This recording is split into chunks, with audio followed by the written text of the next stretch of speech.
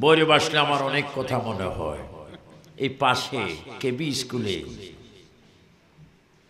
মরহুম প্রেসিডেন্ট মহামান্য রাষ্ট্রপতি জিল্লুর রহমান সাহেব তিনিও ছিলেন আমার বক্তব্যের মধ্যে, এখন থেকে প্রায় ৩৫ বছর আগে। এখানে আসলে রাসূল করিমের প্রেম পাওয়া যায়, মসলকে আলা হযরতের গ্রাণ পাওয়া যায়।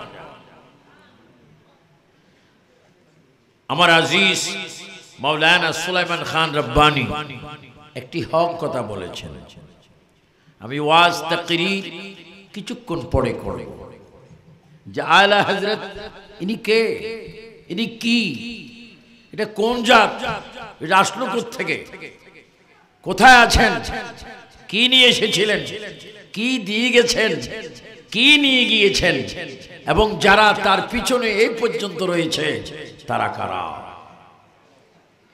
তিনি এমন এক ব্যক্তি, আমি আমেরিকার অনেক প্রদেশ, লন্ডনের অনেক প্রদেশ, বিশ্বের ৫৪টা রাষ্ট্রের অনেক জায়গায় আমি গিয়েছি, দেখেছি আলা হযরতের সমর্থন অসংখ্য রাষ্ট্রে বিদ্যমান।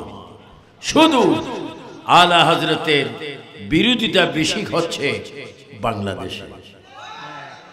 এটা সুবহানাল্লাহ না নাউযুবিল্লাহ।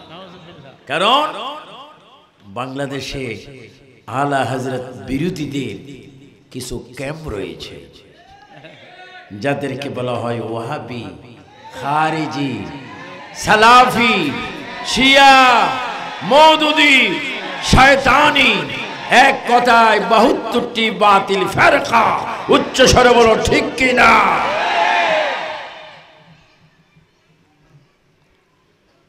কারণ আলা হযরত বিরোধী পৃথিবীতে কিছু তাজা তাজা শয়তান আছে, এর মধ্যে আমার দেশের ভিতরেও কিছু আছে যারা কোনো হযরত চিনে না, নিষ্কো চিনে না, অবশ্যই জাহান্নামে যাওয়ার আন্দোলনের পথে রয়েছে।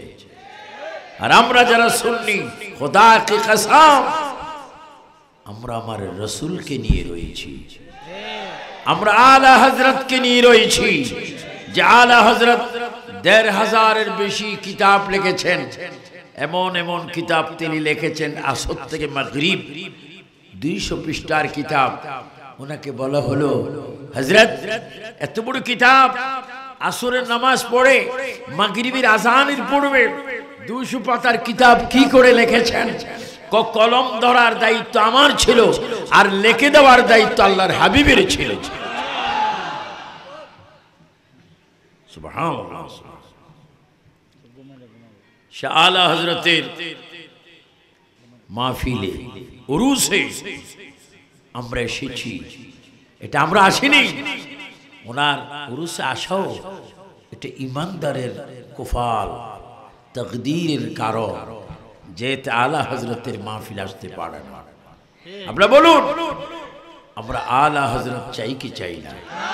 দুই হাত তুলে বলুন ভিডিও ম্যান, চতুর্দিকে হাত গুলা তোলো, বলো আমরা আলা হযরত চাই কি চাই না?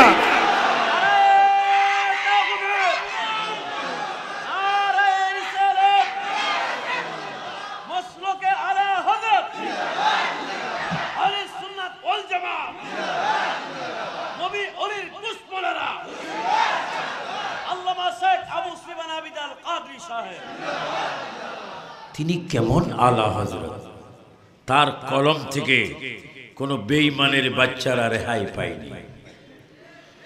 কোন বেঈমানদের নেতা কোন সময় কোন বেয়াদবি করবে তিনি তাও লিখে গেছেন।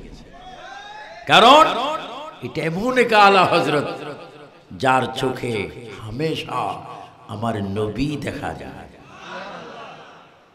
নবী হচ্ছে আল্লাহ দেখার আয়না, আর সেই আয়না আলা হযরতের সামনে বিদ্যমান। তিনি এমন এক আলা হযরত, তিনি বলেন প্রতিদিন আমি আমার প্যারা হাবিবকে দেখতাম। কারণ তিনি শুধু মুমিন নয়, তিনি মুজাদ্দিদ, চতুর্থ শতাব্দীর মুজাদ্দিদ। আর যারা মুমিন তাদের জানের কাছে রাসূল হাজির। দলিল আল কোরআন। তো আলা হযরত যেহেতু তিনি মুজাদ্দিদ, তিনি মুফাসসির, তিনি চিন্তাবিদ, তিনি কালামিস্ট, বাতিলের বিরুদ্ধে তিনি হাজারো লেখা লিখে গিয়েছেন। তিনি বলছেন আমি প্রায় সব সময় আমার প্রিয় হাবিবকে দেখতাম, যেই দিন হাবিবকে দেখতাম না সেই দিন আমি আমাকে অপরাধী মনে করতাম। তো তিনি এমন এক ব্যক্তি। আজকে যে আপনারা মিলাদ করছেন ভৈরবে, কিশোরগঞ্জে, ময়মনসিংহে, জামালপুরে, ঢাকায়, তেতুলিয়ায়, সারা বিশ্বে মিলাদ পড়ছেন। এই মিলাদ শরীফকে যিনি জিন্দা করেছেন, যার কলমের দ্বারা জুলুসকে যিনি জিন্দা করেছেন, যার কলমের দ্বারা তিনি হচ্ছেন আলা হযরত ইমাম শাহ আহমদ রেজা খান ফাজিল বেরলভী রাদিয়াল্লাহু তাআলা আনহু। জান বেরলি শরীফ আলা হযরতের মাজার দেখবেন, তার মাজারে মনে হয়, কবরে মনে হয় এখনো যেন দুরূদ শরীফের আওয়াজ শোনা যায়।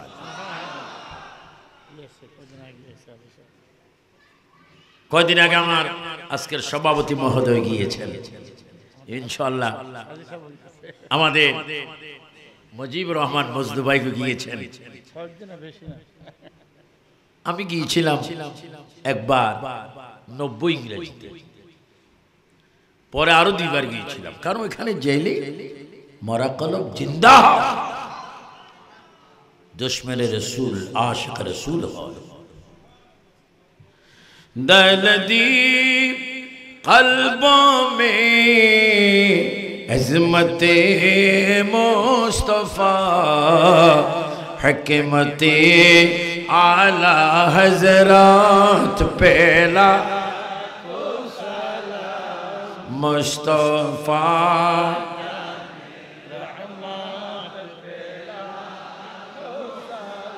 शम्ए बजमी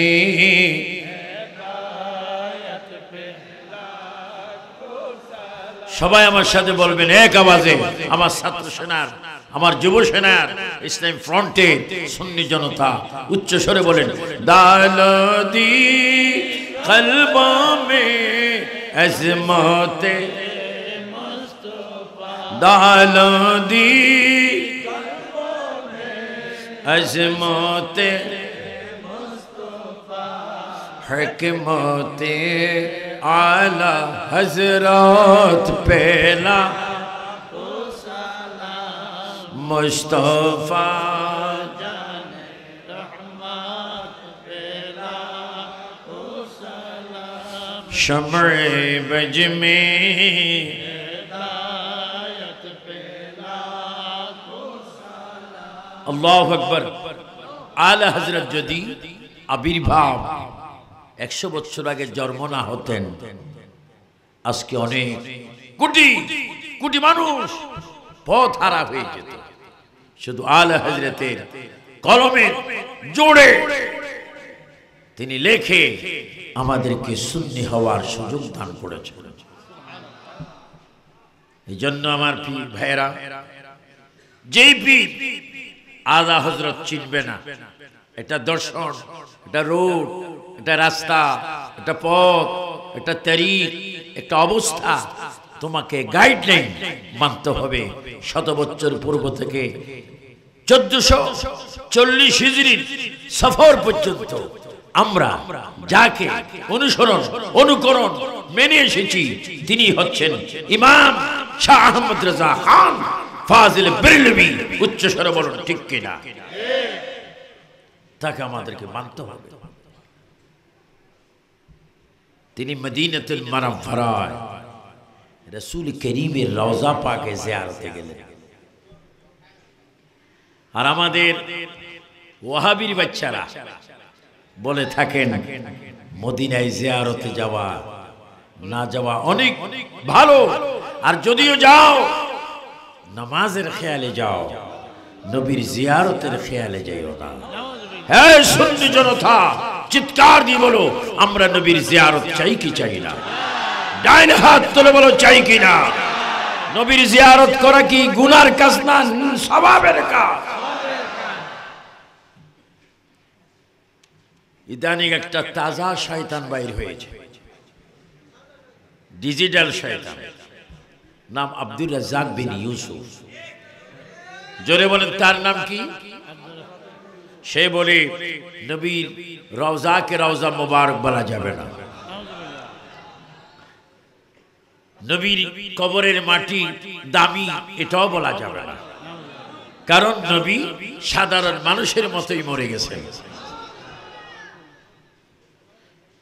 আমি আজকে ভৈরব সাবেক রাষ্ট্রপ্রধান মরহুম জিল্লুর রহমানের মিলায়তন থেকে আমি সরকার উদ্দেশ্যে, প্রশাসনের উদ্দেশ্যে, মহামান্য রাষ্ট্রপতি রানী, আপনিও কিশোরগঞ্জের সন্তান, এক করে 2 বার রাষ্ট্রপ্রধান হয়েছেন, আপনার কাছে অনুরোধ, অচিরেই এই জালিম, এই খান্নাস, এই শয়তান আব্দুর রাজ্জাক বিন ইউসুফকে গ্রেফতার করুন, অনেক সওয়াব পাবেন, কারণ তার মতো দুশমন রাসূল বর্তমান পৃথিবীতে আর নাই। জোরে বলুন ঠিক কিনা। যে বলে মাজারে লাথি মেরে মাজার ভেঙে দাও, কি ওয়াজ করব? এই আব্দুর রাজ্জাক বিন ইউসুফ বলে 24 ঘন্টার ভিতরে শাহজালাল, শাহ ফরান, গোলাপ শাহ, আজমিরি খাজা গরিব নওয়াজের মাজারকে 24 ঘন্টার মধ্যে লাথি মেরে ভেঙে দাও। যে মানুষটা আমার সোনার বাংলা, আমি তোমায় ভালোবাসি, এই জাতীয় সঙ্গীতকে যে ব্যঙ্গ করে, অস্বীকার করে, রাষ্ট্রদ্রোহীর মামলা, ইমানদ্রোহীর, ইসলামদ্রোহীর মামলা, উভয় মামলা, তাকে দিয়ে গ্রেফতার করে তাকে ফাঁসির মঞ্চে নেওয়া হোক, এটা আমরা চাই কিনা? 2 হাত ধরে বলো চাই কিনা। কারণ এরা হচ্ছে দুশমনের রাসূল, এরা হচ্ছে দুশমনের রাসূল, এদেরকে চিহ্নিত করতে হবে আলা হযরতের প্রেমে। বেঈমানরা বলে নবীর রওজায় যাইও না, আর রাসূল করিম সাল্লাল্লাহু আলাইহি ওয়াসাল্লাম বলে আমার রওজায় আসো। শুধু আসবা না, প্রেম নিয়ে আসো। শুধু প্রেম নিয়ে আসো না, আমার সামনে এসে তাওবা করো, আমার মাধ্যমে চাও, আমার মাধ্যমে তাওবা করো। আমি রাসূল তোমাদের জন্য সুপারিশ করে, তুমি গুনাহগার হলে তোমাকে আমি আমার দরবারে নেককার বানাই দেব। বলেন আল্লাহর নবীর দরবারে গেলে গুনাহ মাফ হওয়ার ব্যবস্থা আছে কিনা? আসলে কি আপনাদের বিশ্বাস হয় নবীজির দরবারে গেলে গুনাহ মাফ হওয়ার ব্যবস্থা আছে কিনা? এই ব্যবস্থা কি আমরা রেখেছি না আল্লাহ? জোরে বলুন কে? ওয়ালাউ আন্নাহুম ইযলামু আনফুসাহুম জাউকা নবীর কাছে যাও, মদিনায় যাও, রওজা পাকে যাও, रहमत आलम नूर मुजस्सम फख्र आदम व बनी आदम हुवल अव्वल वल आखिर वल ज़ाहिर वल बातिन, जिन्हें मक्की, जिन्हें मदनी, जिन्हें कुरैशी, जिन्हें हाशिमी, जिन्हें नबीদের नबी, जिन्हें आकाशের नबी, कुल कायनाতের नबी, আমার বন্ধুর কাছে গিয়ে হে বান্দা তওবা করো, বন্ধু যদি তোমাদের জন্য সুপারিশ করে আমি তখনই তোমাদের গুনাহ মাফ করে দেব।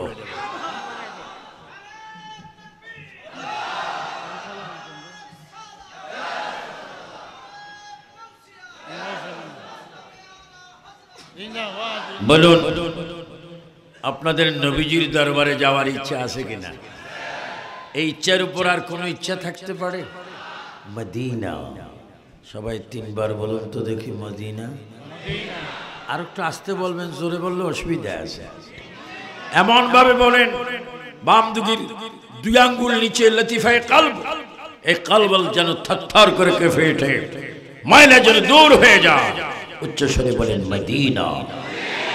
আরো জোরে 2 হাত তোলে আমরা যাব মদিনা। বলেন যাব, দেখব নবী আছে কোথায়, এখানেও নবী আছে কিনা, এ ক্ষমতা নবীকে দিয়েছেন কে?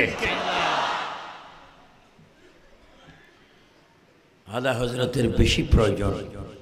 তুমি নামাজ পড়লে নামাজ হবে না যদি তুমি নবীকে নামাজে হাজির না মানো।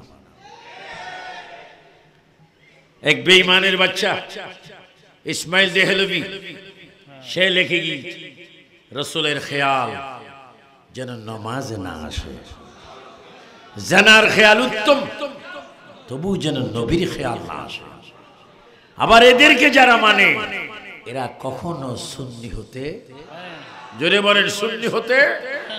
আমাদের কাছে কি পীর সাহেবের দাম বেশি না নবীর প্রেম বেশি?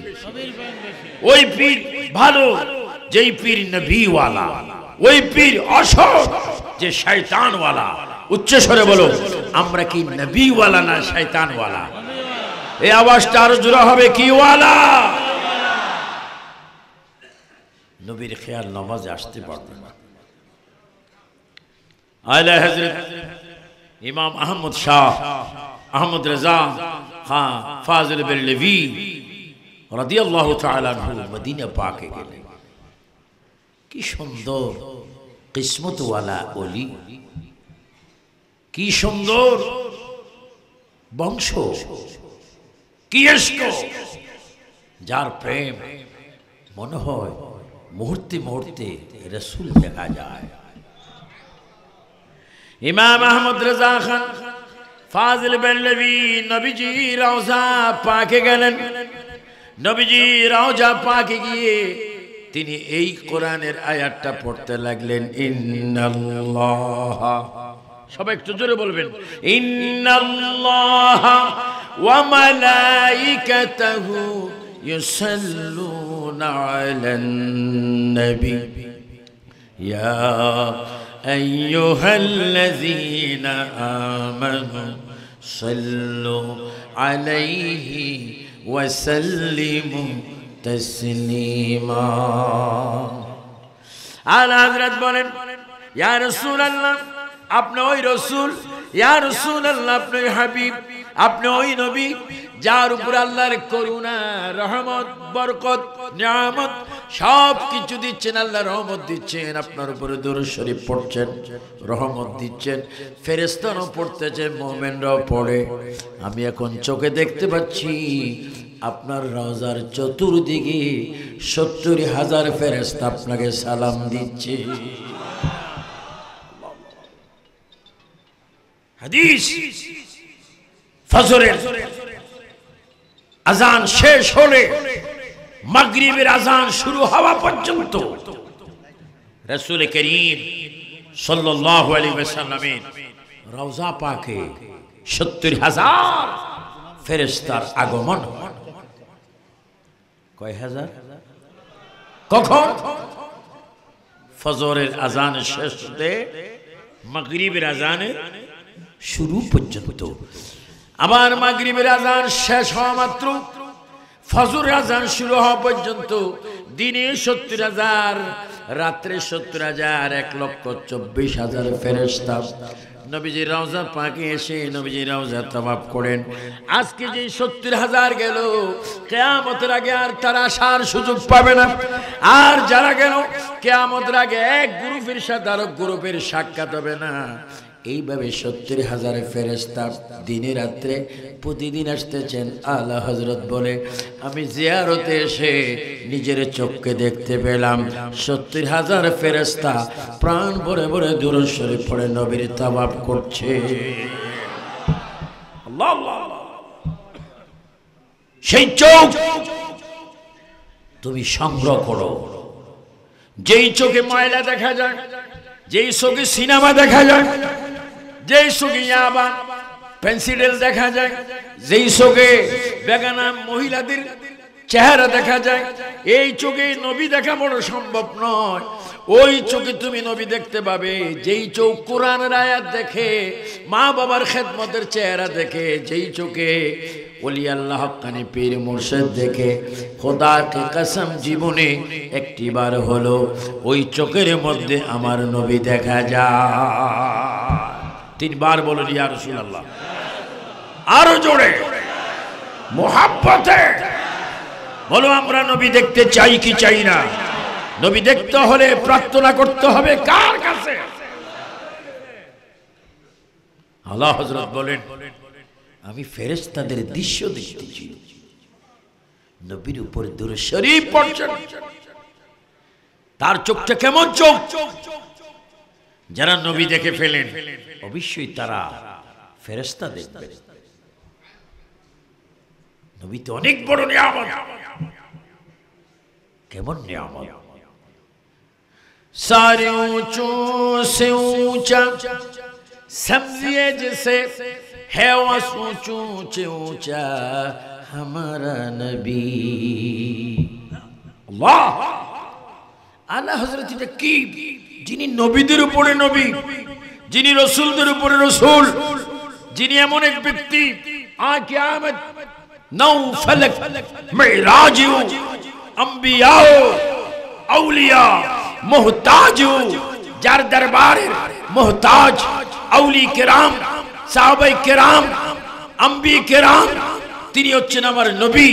আর সেই নবীকে আলা হযরত নিজের চক্ষু মোবারকে দেখতেছেন। আলা হযরত সেখানে গিয়ে আয়াতটা পড়লেন। আমি আমার সুন্নি ভাইদের প্রতি আকুল আবেদন, যদিও কখনো আল্লাহ পাকের দয়ায় রাসূল করিমের নজরে করমে মদিনা পাকে যাওয়ার সুযোগ হয়, এই আয়াতটা বেশি বেশি পড়বেন। ইন্নাল্লাহা ওয়া মালাইকাতাহু ইউসাল্লুনা আলান নবী ইয়া আইয়ুহাল্লাযীনা আমানু সাল্লু আলাইহি ওয়া সাল্লিমু তাসলিমা। আয়াতটা বেশি পড়বেন।